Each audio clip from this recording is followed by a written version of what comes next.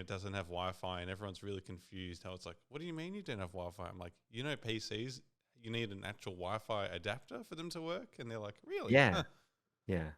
I think mine came years ago, and I've swapped out all the parts, and it's got this ancient Wi-Fi adapter that can't get 5.4 gigahertz. So it does not pick up any modern modem. It's all Nice. wired.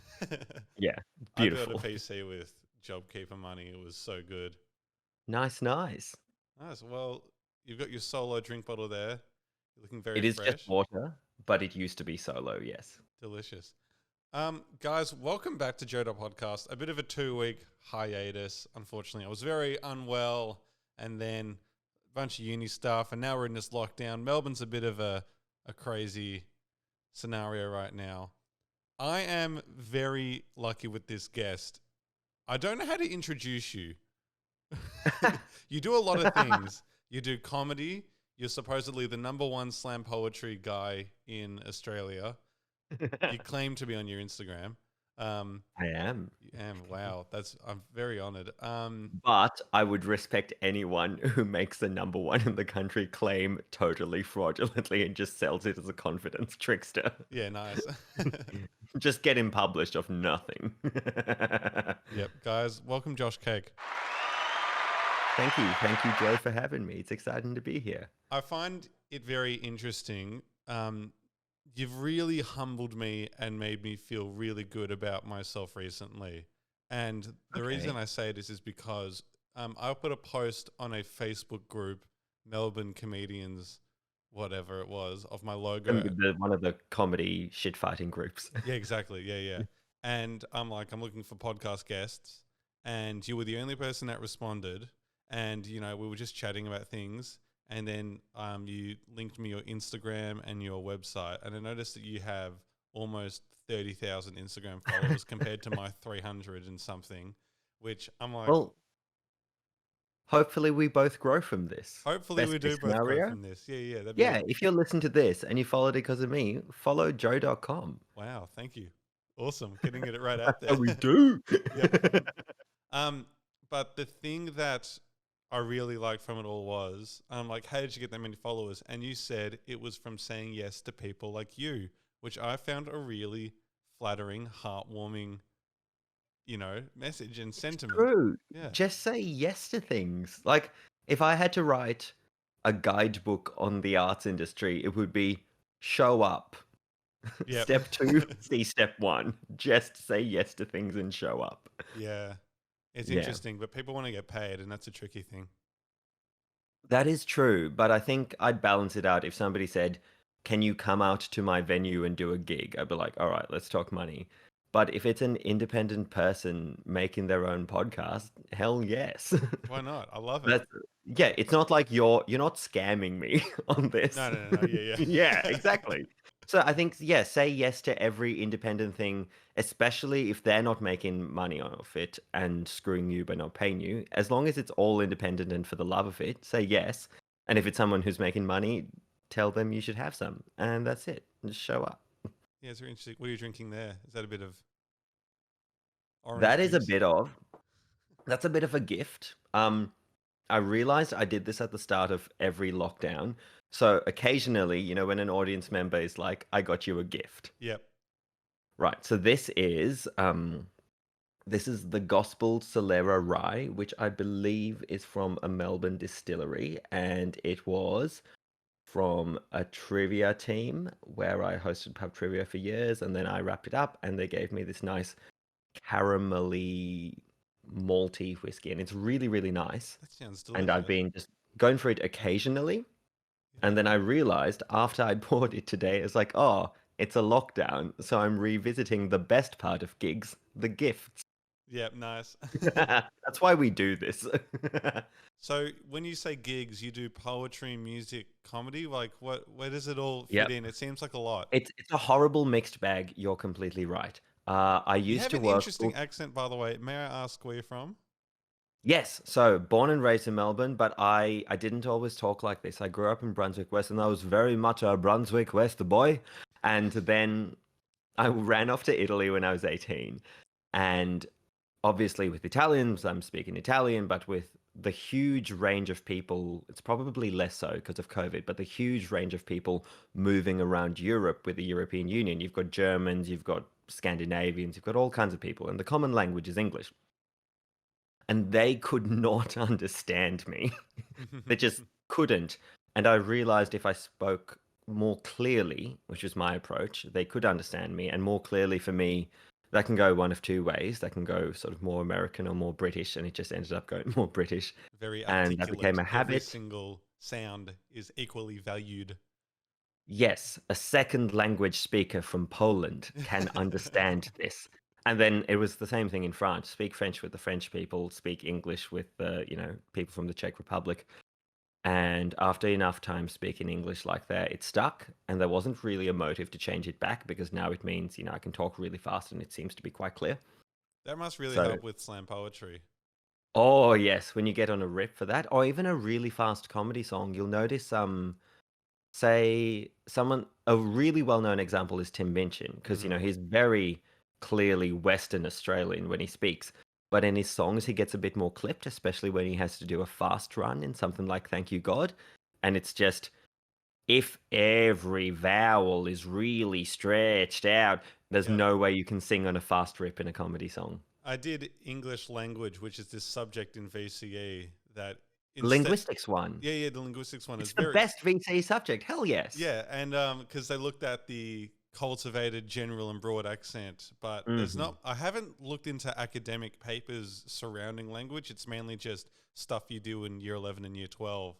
But Yeah. I very much find that celebrities, they're having, most Australians have a general accent. I've got a general Yes. accent. Yes. You've got this weird combined thing. But people put on, I find that performers put on a little bit more of a broad accent because it's more recognizable as Australian, especially for an international audience.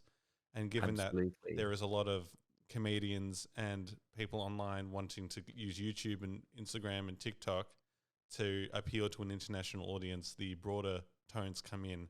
And that's mainly a thing called a diphthong, which is an Yeah. elongated vowel sound. Hell Us, yes. us Now we're lang- talking. I'm glad this is a linguistics podcast. It's a bit of everything, man. I actually don't know what it Love is. it. It's mainly a learning experience, and there's a lot to learn from you because There's a lot to learn from you. yeah, I'm enjoying this. I'm having fun. slam poetry. Yes.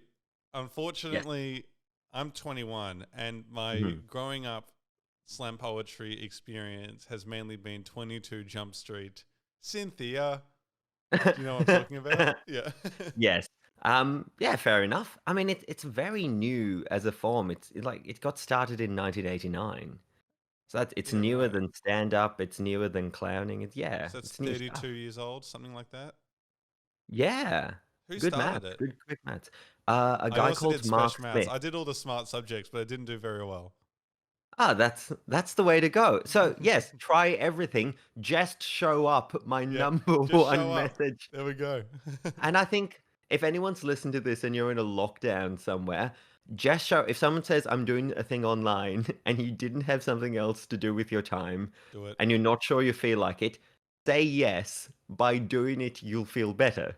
Yep. Yeah, just show up. That's cool. Do the cool subjects.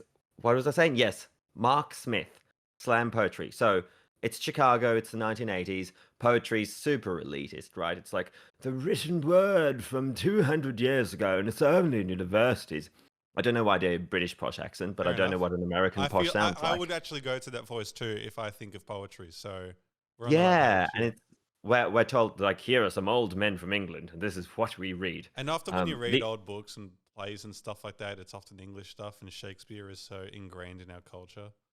Yeah, and even older American things don't seem as fancy as old world classic, as old English Yeah, things. you're very right. It's interesting how you say that. Do you think it's something to do with slavery? I know I'm jumping to a pretty fast conclusion, but it's I cannot say no to that. yeah, Like, yeah, I'm not sure I could explain why, but I feel like you're correct.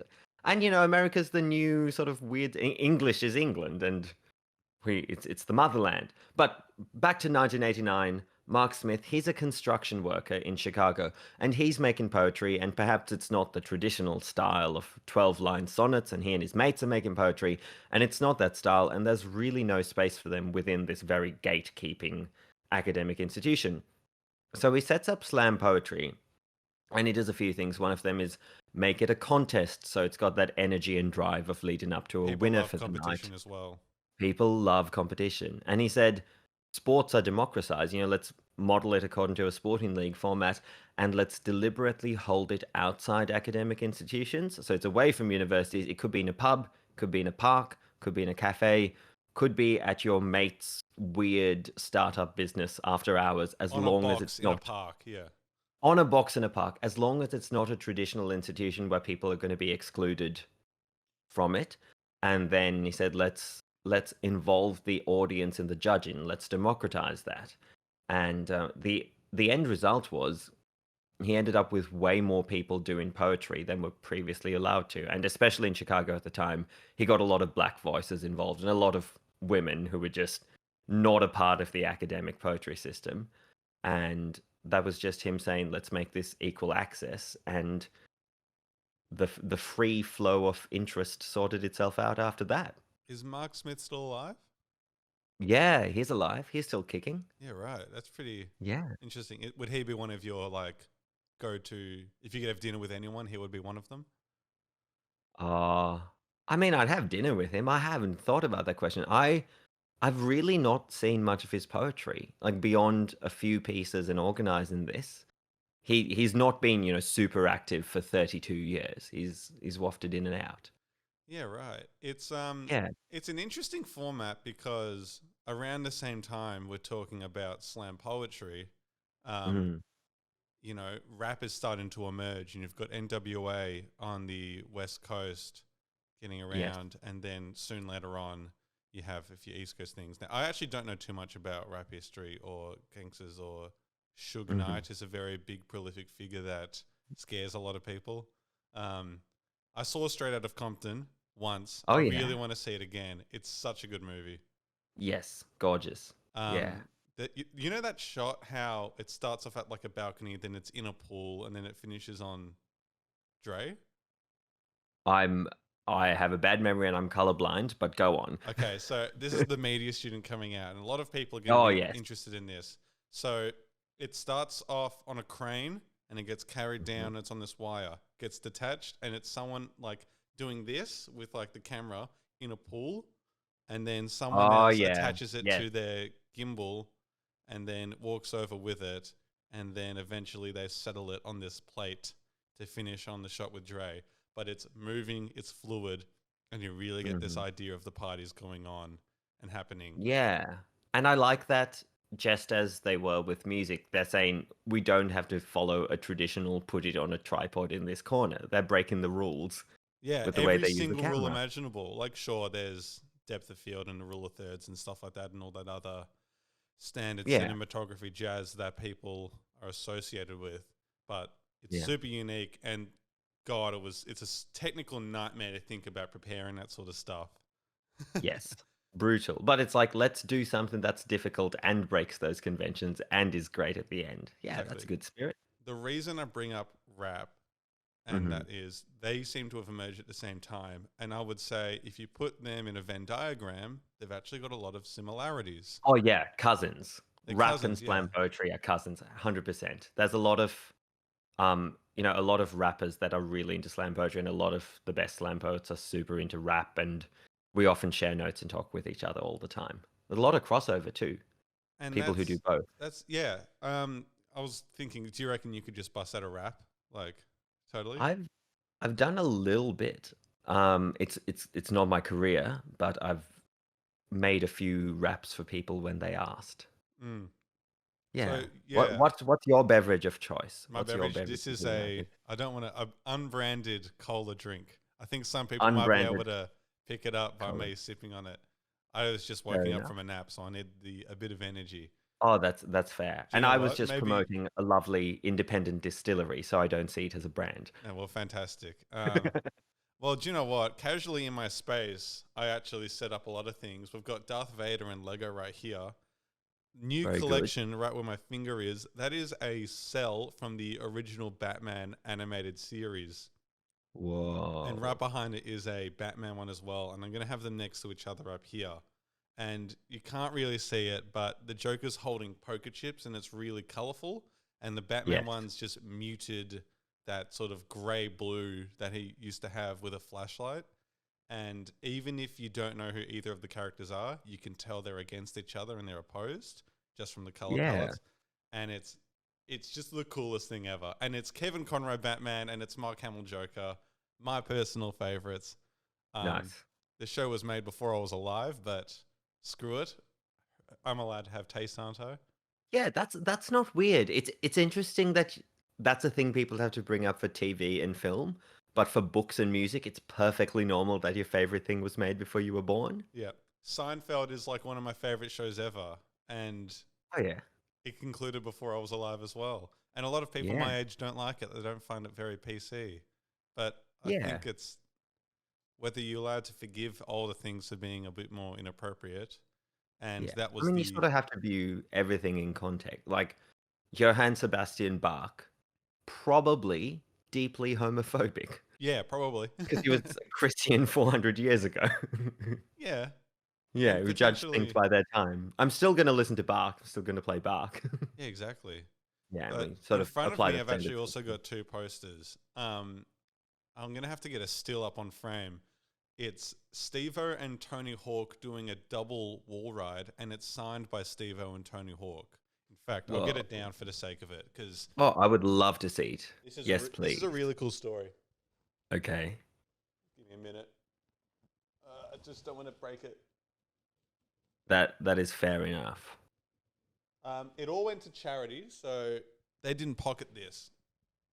Ooh, very good. So Tony Hawk, everyone knows the skateboarder, Yes. and Steve-O, a lot of people know, but for those who don't, he's a Jackass member, and I find him very interesting because he was a massive drug addict and now is Hmm. totally sober and living a really good life and has made it as an influencer and a really cool second wind that Yeah. often is not given to people like him.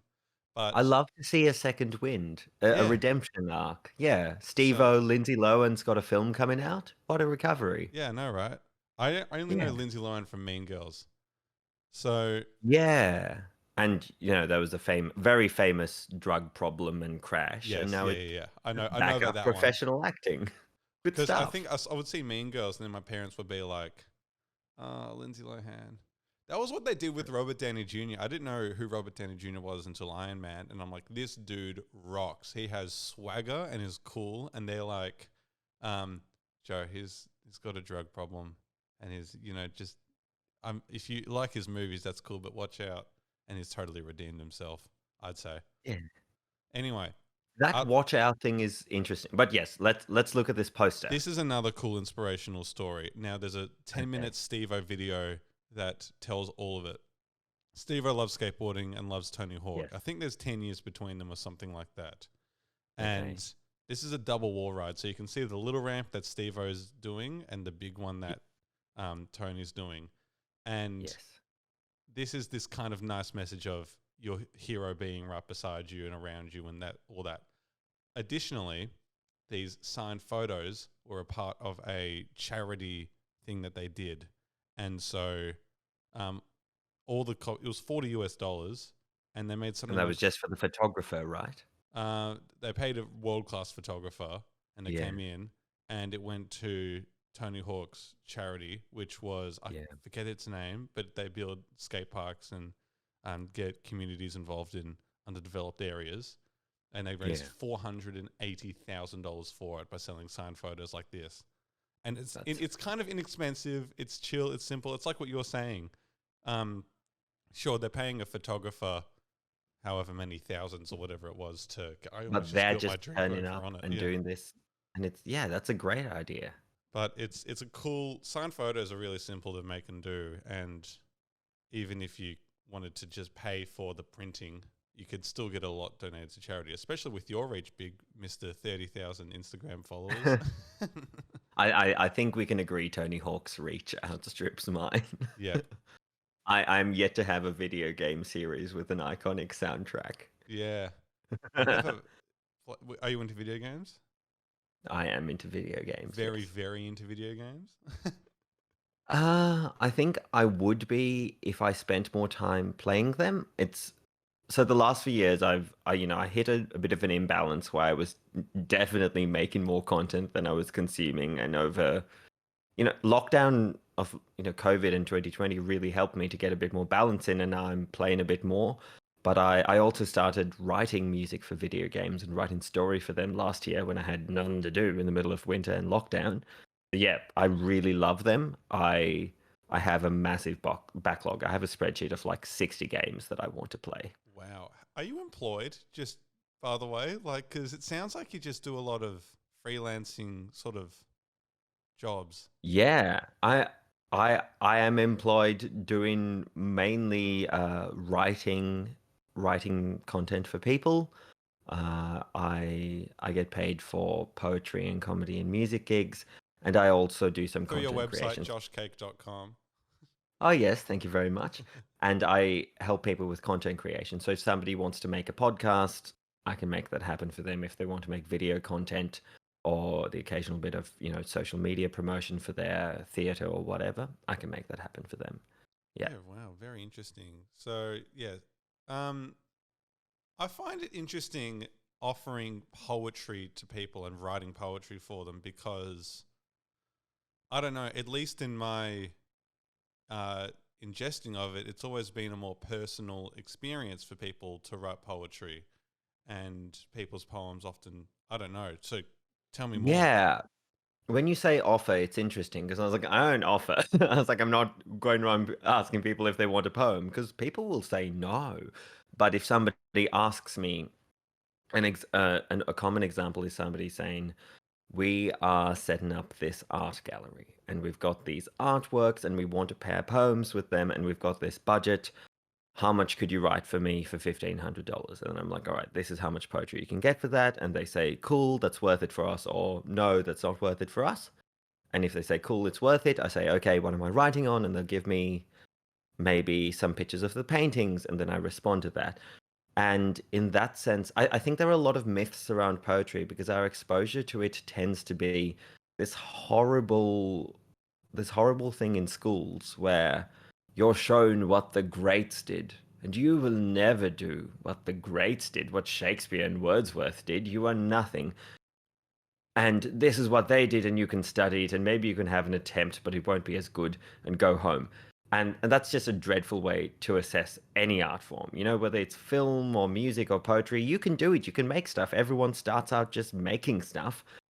And I think the thing about personal stuff is that when someone does a poem, the most common event is the maid of honor at a wedding is like, "Hello, everyone. I wrote a poem for my girl," and it's seen as this either hugely elitist thing that happened centuries ago and you can look at it through a time machine, or this deeply personal one-on-one thing.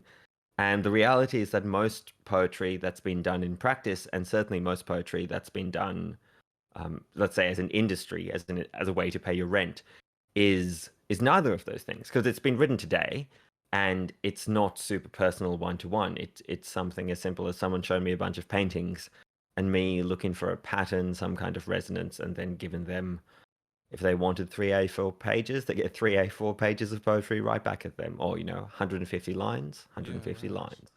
Yeah. Super So interesting. it doesn't have to be that personal. You could write poetry about the drink you're having right now, the cola Yep. whose brand will not be named. That's already something interesting there. That's already Yeah, more you've got a interesting grasp. than I'm just drinking a thing. Here's a. There is, go on. We're talking about my cousins were over, and she was 17 at the time and going to parties and Okay. stuff like that. And we're talking about you know young women acting, getting a little bit too drunk and stuff like that. And I'm Hmm. like, I said at one point, we're talking about the word munt. And I'm like, oh, that almost sounds like a sort of Dr. Seuss kids book, The Cunt Who Did a Munt. And Right. I don't know whether I should turn that into slam poetry or anything like that. Well, what? I mean, it's a I good don't know if gag. the C word. Seems more like stand-up to me. A Yeah, list of so that's Dr. the thing. Seuss books. I've tried stand up a little bit before that, but you do. So you've mentioned Tim Mitch, and then you talk about doing music.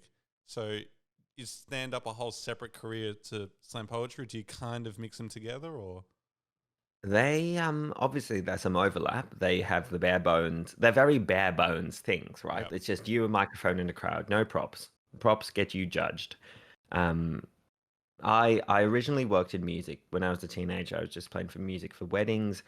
And then I got into comedy, and I went off and worked in France, and I did residencies at cabaret places.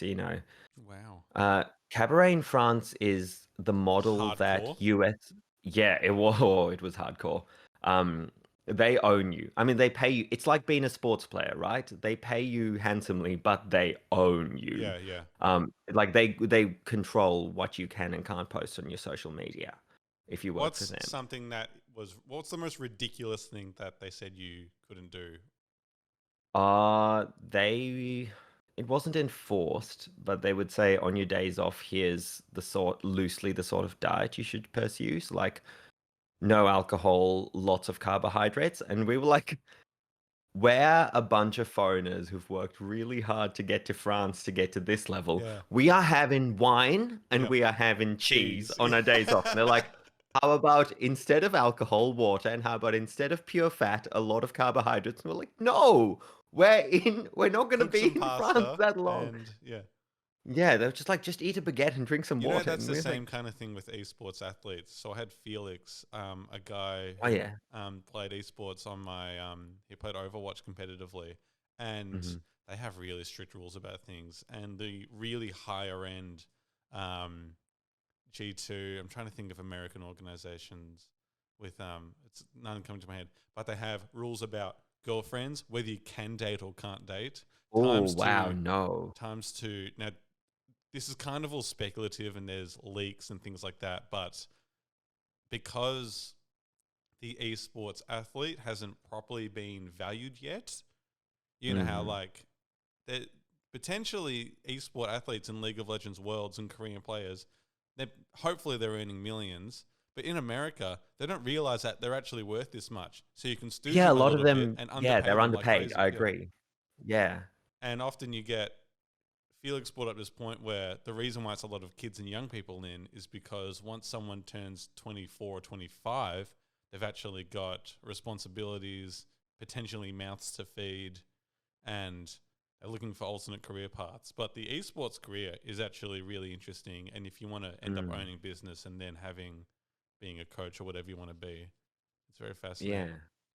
I And love it's learning, so dude. new. I love these new industries that are popping up, and we're going to wait and see how they develop. And in every case, I hope that they're led by the players and the people who are working, and that their rights aren't sacrificed for someone who's not doing anything to make money. Yeah, so one of the greatest things I also learned, I think you'll quite like this as well, in an entrepreneur elective is it's not about an idea, it's about a Hmm. problem and a solution. And when you think of all great products, you'll find that there's a problem and this product is the solution. Manscaped is the ultimate example. Give me the sponsor, Manscaped. Come on. I Oh, actually you get those ads. I did buy the lawnmower 3.0. I do know a fun moment recently that I saw on an Instagram story, and it was a trans man who's recently transitioned Mm-hmm. and recently begun the long process of hormones and transitioning, So they're and becoming a woman? they're becoming a man. Okay. Yeah, they are a man, but they're going through the Okay. process of hormones and maybe some surgery and so on. And it was a really exciting moment for him because for the first day, Facebook had clicked onto the fact that he's a man, Oh. and he was like, "Oh my God, the ads! I'm getting ads from Manscaped. I'm getting so many gambling ads. Why are there so many gambling ads?" And it was just I don't a get as many beautiful experience. gambling It's ads like, as I used to. welcome to being a man on the internet, my Yeah. friend. Do you get a lot of gambling ads? I get so many gambling ads. Jesus. Do you? No, not really. I mean, Because this is it's the thing. We're going to talk about it. Then the next ad we're going to get is gambling of some sort. we're gonna get gambling for podcasters. Yeah. Are I'm you not. a content creator? Oh. Here's a $20 bonus bet. But any time that I've put hashtag podcast in an Instagram post, I get like 5 comments from these random accounts being like, you should share it on here, or it gets seen by weird people. I need to get better at hashtagging because that's a good reach. I also need a TikTok. You're going to find this disgusting, but I don't have a TikTok I don't find that disgusting. Why would I be disgusted? because, In some way, I respect you. thank you. um, I did see this post on Nugget, I think it was, where it goes, this lady went, who's better, Addison Rae or Dixie? There's no better singer. And this guy had 4 threads about, I think he named 100 singers that were certainly better than. I was like, you sound like you're naming maybe the global champions at creating a viral dance. I will give Addison Rae. Addison Rae knows how to make a dance that millions of teenagers want to copy. Not sure about Singer. Well, I remember seeing Charlie D'Amelio on one of the Jimmys. I think it was Oh, that was so cringe. Fallon. But she said that TikTok was a creative platform for people to come up with new content. I guess all I've really seen is the dancing and the copying, and that's my perspective. It does that mainstream TikTok fame doesn't necessarily feel that creative. Vine, on the other hand, always felt creative to me and unique. Okay, so if you get on TikTok, especially, so you know the first few weeks on a platform like that, the weird thing about TikTok and the wild thing about it is on YouTube, yeah, or Instagram or Facebook or Twitter, whatever, you can go to a person, you can go to a channel, you can click on a video on YouTube. If it's Twitter, you see all their tweets, but you've chosen a person. On TikTok, your standard feed, you don't have choice over it. You just swipe and it shows you another video. You can't just go to a video. And that seems insane. I kind of like that though. I kind of like that Yes, removal of that's the agency. genius. Yeah. They took away they took away viewer choice and they made a hugely viral platform because it just feeds you endless content and you don't have to make that decision. It's sort of one comparison I make is if I'm very tired at the end of a day and I want to wind down, I'm going to watch a TV show, not play a video game because a video game is active, TV show is passive. Yep. It's like I'm going to read poetry, I'm not going to write poetry because it's passive. And in the same sense, TikTok is so much more passive than any other entertainment platform I know because it just brings you content. There is also the dark side of TikTok where it's really absurd stuff. And also people who think that they're sending a direct message to someone, but what they've actually done is post it online. And yeah. I'm actually... and in between the dancing and the dark stuff, there is this huge chunk that is Vine. There are former Vine creators there. I would say my first few weeks on TikTok were not really the sort of content I wanted to see. There's a lot of, I don't want to see an 11-year-old do an extremely suggestive dance. Yeah, that's to WAP. That's horrifying. Like that, yeah. You're 11, please. But after a while, once it noticed I was liking, the funny skits and the comedy content, and I was liking the cool music stuff, and I was not liking the weird underage hypersexualized dances. Now my feed is just mostly funny stuff. Nice. And it's like Vine. Yeah, once you get on and, it figures out your taste, it'll show you stuff you like. I get a lot of food stuff. I get a bit of rugby stuff, and I get a lot of comedy stuff. That's my feed now. You really into rugby? Massively into rugby union. I have decided and made peace with it that I will stop, that I won't play anymore because just looking at the risk of head injuries and head injuries that leave a hole in your brain and a hole in your brain that changes your personality and makes you snap and be violent to the people you love, that's enough for me to say, nah, it's not worth the risk. I'm fine with getting injured. I'm not fine with getting a brain injury that makes me a violent person. Yeah. So I've made peace with the fact that I won't play it. But yeah, I love rugby union. My mother works for the Melbourne Rebels, so oh yeah, just stay friends with me, all right? Yeah. Oh, absolutely will. That sounds great. I love getting to Amy Park. What about you? What are you into?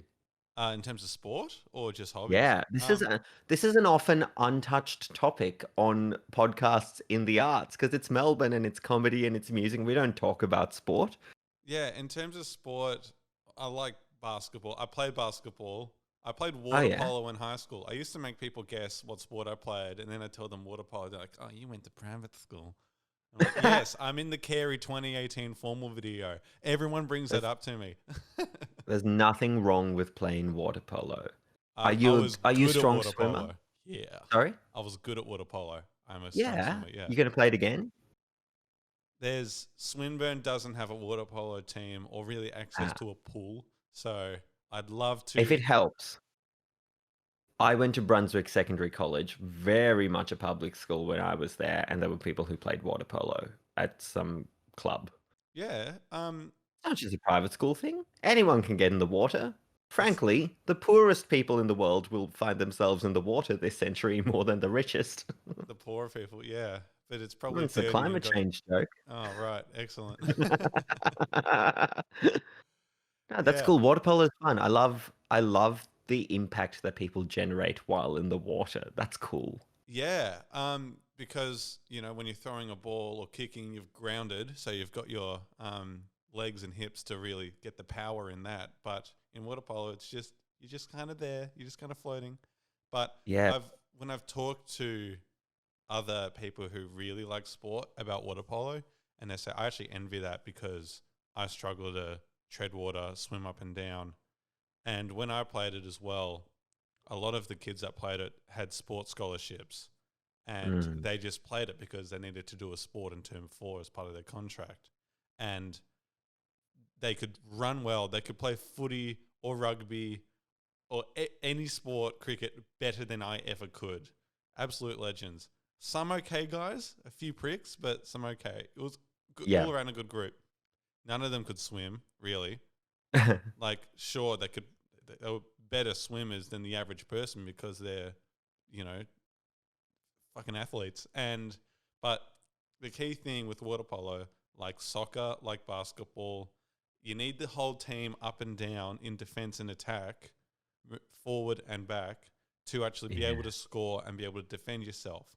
Now, it's easy to go from standing still to running pretty quickly, but from treading water to swimming, back to treading water, to then, you know, Yeah, no. going up and down the pool with the ball. If you were giving me like a FIFA player rating for water polo, I can already tell you it would be a 0. It looks so hard to me. There's absolutely a learning curve, but listen, you just got to swim. Like, you do water polo training, then you game. But if you swim once, additionally, just do laps. I don't know, 2Ks of swimming. There's heaps of sets out there. You'll be a great player in no time. It's not too And difficult. I'd like to put that out to all the lazy people not progressing at water polo. If you're listening to this podcast, you should listen to an expert. Do more swimming, you lazy fucks. I haven't played water polo in 3 years.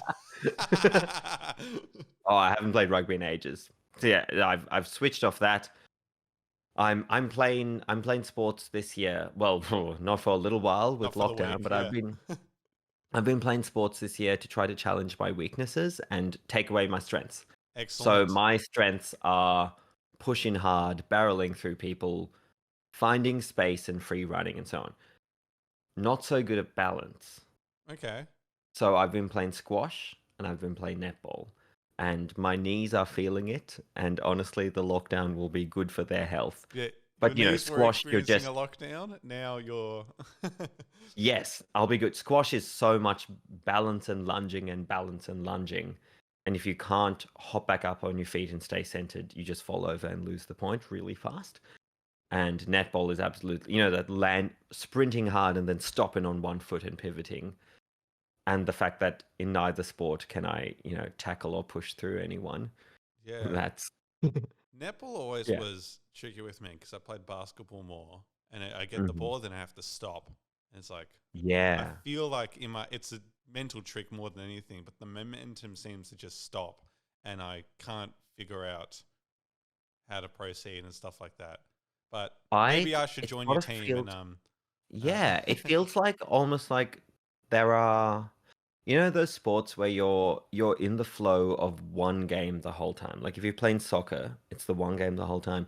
Netball feels like a chunk of separate mini games glued together. So I normally play. I've only been playing this season, but because I'm pretty obsessive about practice, and I signed up for my friend's casual netball thing. I thought I'm not going to learn off one game and maybe a training a week. So then I signed up to two other leagues. I was like, if I'm playing 3 matches a week, I might actually make some progress this week. Wow, you're If I'm playing 1 match a week, I will be so annoyed at the lack of time on court that I'll give up. yeah, right. Yeah, Very interesting. because if That's very much the approach where it's saying yes to things not only. But I heard yes theory talk about it where let's just say you've got a backpack and you're up against a Mhm, fence. What you need to do is you need to throw your backpack over the fence. So you have mhm, no choice but to climb over that fence. mhm. So you very much got that. You're so Thank inspirational, you. man. Thank you. I'm glad if you're saying I'm inspiring you to say yes to things, I'm happy. Like send me a message if you like I wasn't going to say yes to something, but I said yes to it. It's a good way to live. So I've signed up to these 3 leagues and over trying different positions and finding how dreadful I am at goalkeeper and wing attack and so on. I've been playing goal attack most of the time. And it's just this running around, marking mainly a defender, which is not much defense. Then, as soon as there's a turnover, finding space, like very separate thing. Then getting the ball into the semicircle around the goal, and then it's a separate mini game where it's you and the goal Oh, shooter because shooting. Yep. no one else is allowed inside the circle. There's you and one other attacker, and the rest of your team has to stay out, and you have to get the ball to each other and then shooting, which is a separate mini game, and which I guess in rugby union and in AFL I saw as a very separate thing. It would be like there's one part of the match which is get into a position where you can kick a goal, and then kicking that goal is a separate thing that you've drilled for. And netball feels like so many different mini games, whereas squash or soccer are just the one thing the whole time. Yeah, right. Yeah, Is it's squash like fascinating. is squash as aggressive as Brooklyn Nine-Nine makes it? He- Do you know what I'm referring to? I do know the Yeah. episode you're referring to where Joe Trulio was it Unleash the Beast Yeah, was yeah, the yeah. instruction given to him, and he's brutal. I can't conceive of squash as a thing that you play against someone you don't like because you're running so close to each other in that box that you really have to take care of your opponent. You have to be careful the whole time so no one gets hurt. And I couldn't play squash with somebody who hated me because Wow. that would just be dangerous. Yeah. So yeah, I I can't imagine that. Even if you look at the world champions for squash, it's a very sportsman-like or sportswoman-like game. They're really careful about their opponent. They Sports take care of each person other. like a game. Sports person-like, that's the word. Yeah, they look after each other. I I don't think you could play squash with someone you hate. Someone's head would smack into a wall, and then someone would be concussed. Yeah. So not as aggressive as Brooklyn Nine-Nine makes it. Aggressive on the ball, but very caring to your opponent. You have to be loving to them. Yeah. It's interesting that Yeah. with the sports person because PC culture's at a funny place, isn't it? Are you Yeah, very into I'm glad PC you gave me culture? that word. I Yeah. didn't want to say sportsman-like and stop there. Sportsperson-like, that's Yeah. good. But Yeah. it can get really tricky with the titles and I haven't Yeah. encountered anything where it's like you said the wrong thing, screw you, go to hell, yada yada yada. And I'm in friend groups where you can kind of get away a little bit with slipping and using it as a joke. Mm, How old are you, just mm. by the way? Am I allowed to ask? I'm 26. How old are you? 26. I'm 21. So You it's said I'm 6. That was very funny. Okay, 26, 21. All right. Yes. so not too far away in age gaps. I think technically separate generations, maybe. It's very hard. It depends who you ask. Some people would tell you I'm a zoomer, some people would tell you I'm a millennial. Some have used the word zillennial to describe the people on the cusp. Ultimately, I guess use these words if they are useful to you, and if they are not useful, disregard them. So, for the sake of what I'm talking about, I feel like there was a lot of the millennials with the PC cultures and appropriation a lot of the Hmm. millennials took to Tumblr. This whole idea Yes. of the public sphere and the fact that you're anonymous and you can express yourself a little bit more behind a veil, and all Yeah. these different communities, especially LGBT, and look how Mm. far that's all come from that. Now, there's obviously extreme cases, and there's this small few that represent everyone. Look at Muslim people in the media for the last 20 years, for fuck's sake. Um, Hmm. I find that a lot of people my age and a lot of people I went to school with did like their turn at representation, but also found a lot of the overt stuff really annoying. Yeah. And it's an interesting dynamic because I definitely could say in my middle and high school, so I graduated 2018 and I was in year 7, 2013. So I felt like through that period, that was when the really big PC boom happened. If you were trading in PC shares in 2012, you had a really good 6 year run. Um, Yes. and I feel like, at least in my experience in my circles, it kind of has eclipsed a little bit. And it's not that people are getting less PC, it's just there are progressions that are a little bit crazy. Yeah, and I think it's about purpose and intent and so on. There's a difference between being respectful to someone and just trying to use language that won't hurt them. And there's a huge jump from there to saying that someone loses their platform forever because they hadn't heard about a word. Yeah. Yeah, I mean, Lisa Sky is super interesting. They talk about this a lot in the sense that a good thing is restorative justice, right? Yep. Somebody makes a mistake, they admit to it, they say they want to do better, the community supports them, everyone does better. And canceling someone for getting their language wrong, especially if they're a person who says, "Yeah, I'm sorry, I didn't know. I'm really sorry. I'll try Cancel to culture use makes the me right language." shiver. Yeah, because also it doesn't draw a line between a rapist and somebody who used a bad word. And Well, yeah. I think there is a difference between a sexual abuser in a community who absolutely, keep them out, keep their potential victims safe. There's a difference between them and somebody who didn't know that the word they were using was problematic, and we shouldn't treat them the same way. But that's also like Louis C.K. got Mhm. cancelled the same way David Dobrik got cancelled. What did David Dobrik do? Oh, do you not know this? Okay, so No, because Louis C.K. did sexual assault. What did David Dobrik do? yeah, well, Louis is an interesting one, I'll just say, Yes. because a lot of people in his circles have opinions on it. But anyway, we'll Yes. back away from that. David Yes. Dobrik, Sorry. Allegedly, to everything I say, it's all allegedly, satire. yes, Carry this on. allegedly, Yes. especially David Dobrik, he had a prank a while ago where so there's a guy called Seth Francois, that's his name, and Hmm. they were hanging out, and there's Corinna, this beautiful Corinna Kampf, beautiful Viner woman, and Jason Nash, 45-year-old guy, hanging out with a bunch of 20-year-olds. That's kind of Hmm. his shtick. So Right. for a vlog bit, David was going to film Corinna wearing an old man costume and Seth was going to make out. But what was going to happen was they were actually going to swap the costume over and Jason was going to be under the mask making out with Seth. And that Seth, years later, so this happened a while ago, years later, has Yeah. come out and basically gone, um, that was actually sexual assault. And there was this whole thing about consent. And Mm. there's two types of consent here.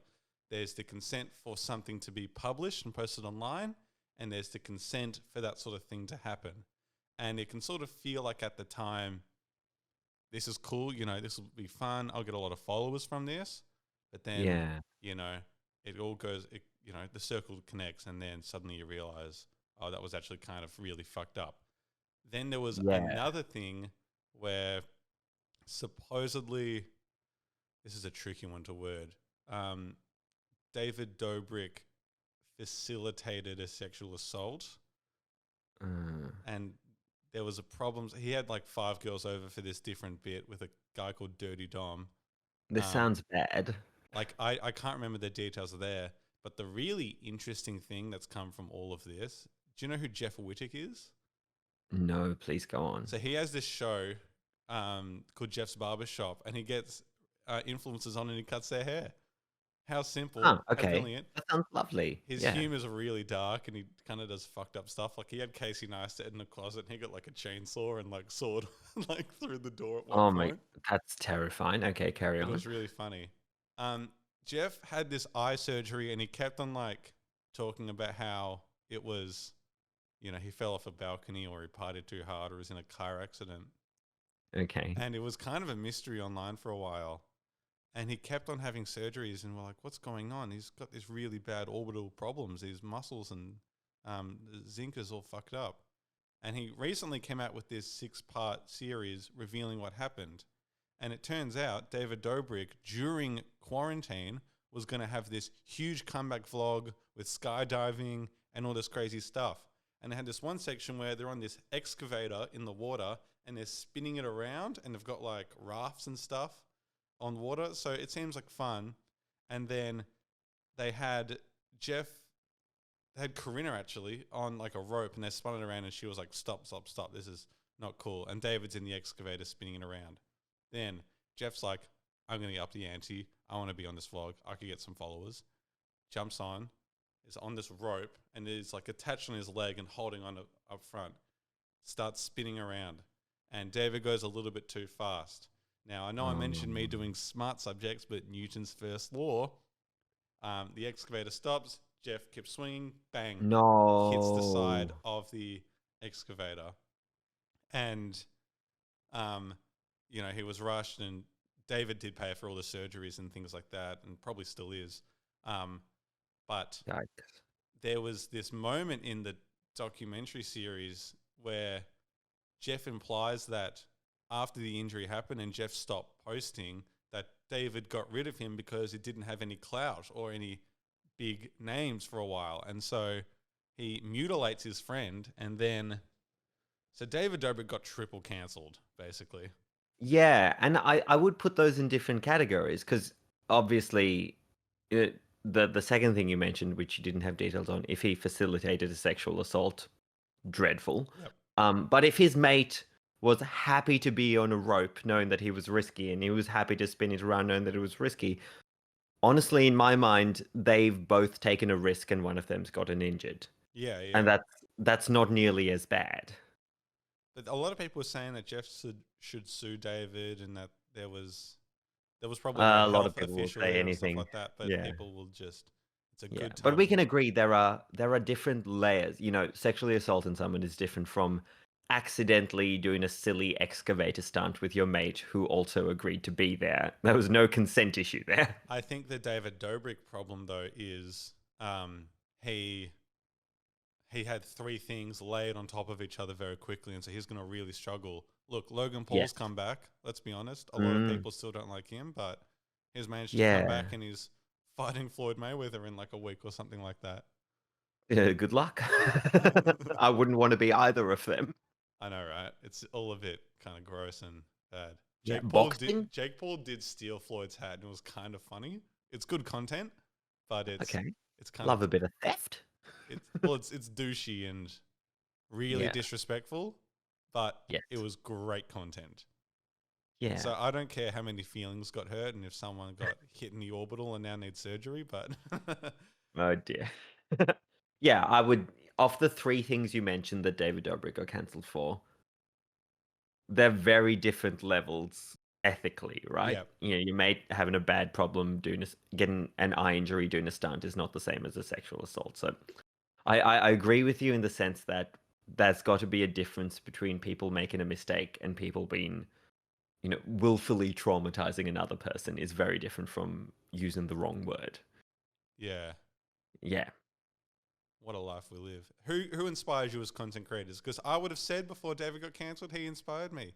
His content was Yeah. super fast paced and super good. He got his millions of followers for a reason. Yeah. I mean that happens. That's life. Who inspires me as content creators? Ooh, when you say content creators, are we including everyone who's ever made content or like the sort of modern, contemporary, very online people who are usually I implied didn't by ask a content very creators? clear question. You Yeah. answer it the way you feel like you want to answer it. Okay, who inspires me? Oh, so many people. I will. I will probably I would have a massive list of people whom I like. Some of them are probably problematic, and some of them are probably squeaky clean, and I'm not entirely sure. Uh, in terms of let's go through poetry. I really love Sabrina Benaim, who's a Canadian slam poet. I saw her live in Melbourne a couple of years ago, So and does she make a lot of money touring? yeah, she does touring and sells books, and she's worked with Button Poetry, which is a production place for poetry in the USA a lot. Good on you, She's Serena. she's yes, we love Sabrina. She's got this really effective habit of situating something in the most mundane situation, but making a broader emotional statement of it. So there's this poem about being lonely, but instead of the most cliche, oh, I'm sitting at home, maybe drinking a cup of tea, Hand looking down my out my pants. window, it's just at the grocery store.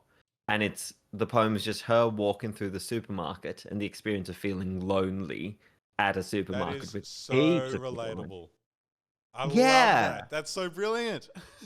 Yeah, so that's genius, the way you'd situate this emotion in the non-cliched zone, just right in the middle of people. She's very good at that. In terms of poetry, there's heaps of people around Melbourne. Gabby Everall is a genius, and it's not in a inspire me to make stuff like her. I'm not even gonna try. Because I've heard Gabby Everall, she's so funny, right? She's Mm. so clever and so funny, but she can do a poem about being raped. And normally that sets an audience back a bit, right? But you're laughing because of the way she does it. I can't explain what's going on. I certainly can't replicate it, but she'll be like, here's this poem. It's a story of me being raped. And then she does the funniest jokes in the midst of that. And I'm like, how do you tell a crowd that happened to you and then bring them back to laughing? I Yeah. don't get it, but you do. Oh And God. yeah, genius, right? Yeah. There's, It's like Bo. there's I can't compare it to Bo Burnham particularly, but you know that Kanye bit, how he's doing. I yes, can't I fit my love Bo hand in a Pringle Burnham. can. Bo Burnham is one of my favorite. It's maybe my favorite Postmodern comedy, comedian. cabaret, Yeah. and poet, because I don't know anyone else who's doing poetry and funny songs and stand up. And And I'm acting very and good excited. acting. Did you see him in Promising Young Woman? I That's on my list to watch, and I've been flat out the past few months. I haven't had time to watch it, but now that we're going into lockdown, I really want to watch it. Fantastic movie. Absolutely gonna rate Yeah, it. yeah, I'm keen. They do this great But thing where they get comedians cast as Mhm. these terrible people. He's not terrible. He's like the nice guy in it all. Yes, But they get I've heard comedians there are as some dodgy men. yes, but there's dodgy men in it, but they have comedians in it, and so comedians, they make you laugh, and so that's a good feeling. And so you see these people, you have good feelings, but then they do bad shit, and you're like, oh, I think that's a good lesson, and I mean, yeah, especially I think a thing that if somebody had told me something at the start of my 20s, it was how often there's someone you really like, you get on with, you've had good chats, maybe they've been kind to you in a tough time, and then you hear that they did something horrible to someone, and you have to reconcile the fact that yeah, this guy wouldn't rape me. He's been lovely to me, but he's been terrible to some, and you have to put that information and it's really hard to deal with when you like someone personally and they do something horrible. And you just gotta realize that the people who are gonna hurt vulnerable people might seem lovely to you, and that if anything, that's part of the strategy because they've got to get most people to like them to get that level of trust. But Bo Burnham, oh, so genius, good. Yeah, amazing, fantastic. I'm really excited because he's got a new Netflix special coming I out called did see that. Inside, Yeah, when's that and he coming out? filmed it. It's coming out Monday. He filmed it alone at home during the lockdowns in America, which is both a departure from his live shows and also a return to his origin story as a YouTuber, Yeah, because he used to be exactly. a Yeah, yeah. kid with a camera in a room alone, and he's gone back to that. And he's made this during, the horrific pandemic in America. And my tiny silver lining of going into lockdown in Melbourne is that on Monday, when Bo Burnham's Netflix special Inside comes out, a comedy show made in lockdown, I will be in lockdown when I experience it, and it will mean so much more. And it's going to be a journey. It's Do you going know, to be I'm gonna watch it on Monday too, even though I've got essays due Tuesday and Wednesday. I'm gonna watch it on Monday no, too, do and I'll it. send you a message straight away. I'm so excited. I will probably watch it in the evening. Just to experience that in lockdown at the same time is going to be glorious. And he's gotten a lot more emotionally, I guess, direct and rich as he's gone. His first show was just gags, Yep. and now it's getting more real, and I'm a little bit frightened, but I'm very excited. Yeah, Yeah. I'm keen. Bo Burnham is a content creator who inspires me tremendously. Yeah. In terms of YouTubers who inspire me, I really like the entrepreneurship around Epic Mealtime. Oh yeah. I've actually got a funny story relating to that. Some of my earliest content work when I was 13, I did like an Epic Mealtime parody with my friend where we made Oh, Dorito crumb schnitzel and just it was viral in my year level for that like one that's year. good though. That's like a nice corn chippy flavor on it. That's a good Yeah, idea. yeah, yeah. It was great. Um, and for it's mainly parody style, and I edited it in his style and stuff like that. I'm saying Harley. I'm Harley Morenstein, the main Hmm. guy, 6'5", whatever. Anyway, um, for it's my friend Max that I was with, and for Max's birthday, his 20th, um, I did Cameo, and I was looking through Cameo, and I found Harley Morenstein there, and I was like, perfect. And they take up to a week to deliver. His birthday was in 8 days. Perfect, great.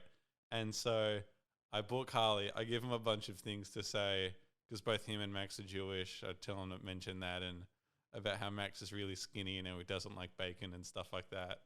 It was kind of a bit of a roast. And I sent it in.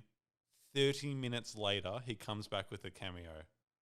And it's perfect. And every time I watch it, there's a new funny moment in it. At one point, it goes, Max Levin, the Jew Max Levin, and stuff like that. And makes me laugh. But Oh, all the Jews I know eat so much bacon. yeah, they take the Is he a best bit parts of being stricter? Jewish and the best parts of Max does this. Like, we'll do Christmas and Hanukkah. It's great. Oh, beautiful. But Yeah. Passover's awesome. Like, have you ever been invited to a Passover? No. Okay, at least the one I went to, they take it very seriously and it's very formal, and it's really flattering. Like, Hmm. because if someone says I'd invite them to Passover, you're very valuable. So you were in. I was in, yeah. There's that Seinfeld episode where George becomes Jewish, and Mm. yeah. All right. What are you working on at the moment? Like anything you can At the announce or talk moment. about? Yeah, as far as I know, everything I'm working on, I'm allowed to talk about. I think. Hmm. Look, if I get it wrong, I'm just going to assume it takes you a little while to edit this. I'm not going to worry about it.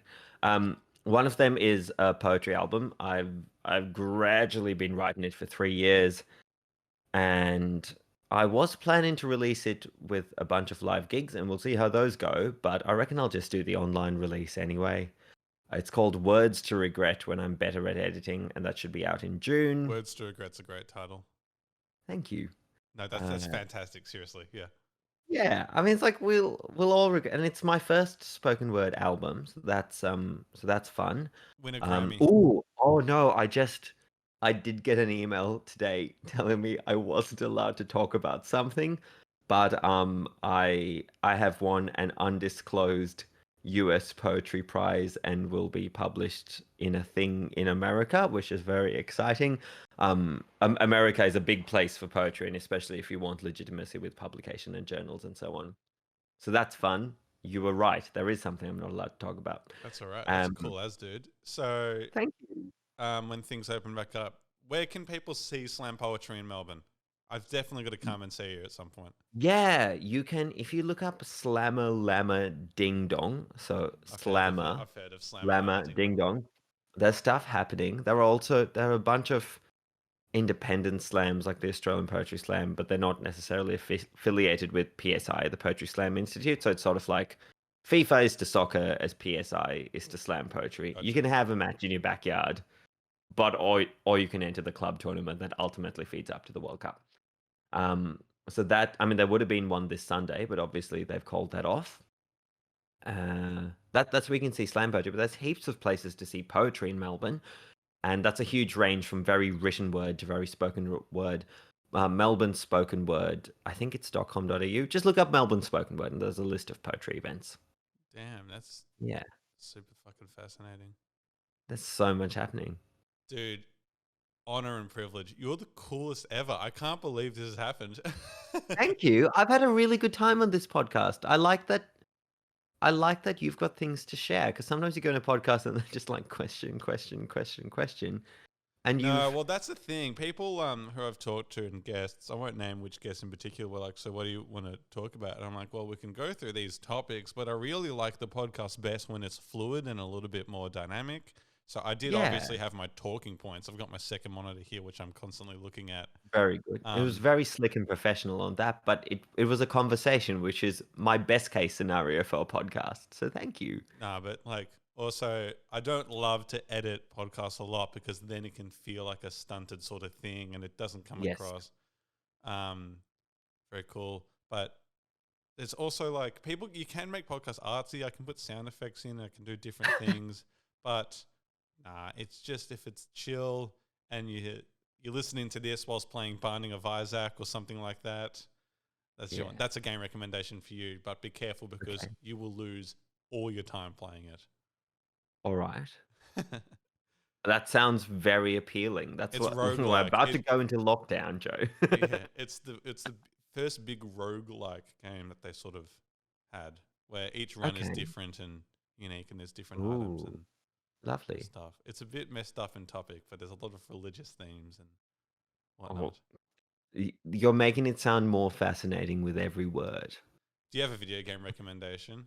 I feel like I talk about video games a lot, and I only talk about Yakuza Like a Dragon, but I can give off very generic ones like BioShock. BioShock oh yeah, is amazing. I mean, it's going on the English curriculum in a lot of Australia because they really? want to introduce the. Yes, so there was a time when you just did books and then maybe plays, and then the introduction of film was a super controversial thing, and people who were a bit, And also graphic novels as well. My older brother did Morse, yeah, yeah, and Mouse, people Morse. who are, yeah, I think it's Mouse, but people who are very conservative about it will say, no, no, we just do books, blah, blah, blah, blah. Yep.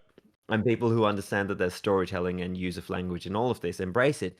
And video games are going through the same debate right now that film did many years ago, but they are being put on curriculums around the world. And Bioshock is put on. Apparently, it pairs very well with Ayn Rand's Atlas Shrugged. So if you're studying Ayn Rand, you can play Bioshock, and that's the English curriculum. I'm currently I do have some loves. I think if you play a lot of games, like a lot of generic AAA shooters, have a go at Spec Ops: The Line and Oh see how yeah. that plays with your mind. Yeah, you're on board as well. I think so. Yeah, yeah. Yeah. For a romp, I've realized my favorite genre of game is last game made by a small studio before Electronic Arts swallows them. Damn. Because it's a small studio, EA buys them, puts them under huge pressure to make this game, and then says, "Oh, by the way, we're integrating you. The reason we bought you was to kill off this competitive studio." And there's a game called The Saboteur that was made by a small indie company in that position. It rings a bell. The Saboteur. It's imagine World War II resistance in France, but GTA. Oh, cool. So you're just like driving cars around and climbing buildings, but the point is to stop the Nazis. And it's this beautiful thing where the whole of Paris is black and white because it's under Nazi control. And as you liberate regions fighting for the resistance, they turn to full color. And it's stunning. And another game that was the same thing, it got swallowed by a big company, was called Remember Me. It's set in Paris in 2080 after climate disasters and nuclear disaster, and it's about a world where people's memories can be tracked and sort of treated like a computer device where you can erase memory and change memory. And it's about, fighting the big powers that be. So I guess I like games about fighting the massive occupying power in Paris, either in the past or the future, before EA swallowed that studio. If you want a game that's like, I don't know, a 4 to 5 hour experience and just something you Okay, enjoy, love it. Manifold Garden. It's a puzzle. Manifold Garden. Yeah, it's a puzzle game. It's very geometric. It Hmm.